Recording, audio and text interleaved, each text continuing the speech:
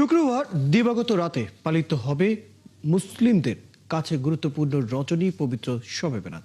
এ রাতে মহান আল্লাহর নিকট রহমত ও ক্ষমা প্রার্থনার জন্য ধর্মপ্রাণ মুসলমানরা নফল ইবাদত, জিকির, কোরআন তেলাওয়াতের মাধ্যমে অতিবাহিত করবেন।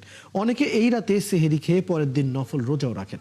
হাদিসের বর্ণনা অনুযায়ী এই রাতে মহানবী হযরত মুহাম্মদ সাল্লাল্লাহু আলাইহি ওয়াসাল্লামকে আল্লাহ সপ্তম আসমান ভ্রমণ করান, একাধিক নবীর সাথে সাক্ষাৎ করান, জাহান্নাম ও জান্নাত দর্শন করান।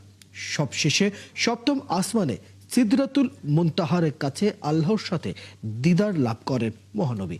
শবে বেরাতের সফর থেকেই উম্মতে মুহাম্মাদীর জন্য 5 ওয়াক্ত নামাজ ফরজ করার আকারে প্রদান করেন খোদা তাআলা। এই রাতে ইবাদতের পাশাপাশি দরিদ্রদের দান খয়রাত করার প্রতি বিশেষ গুরুত্ব দেন ইসলামী চিন্তাবিদেরা। এই রাতে প্রিয়জনদের কবরে দোয়া করতে যান মুসলিমরা।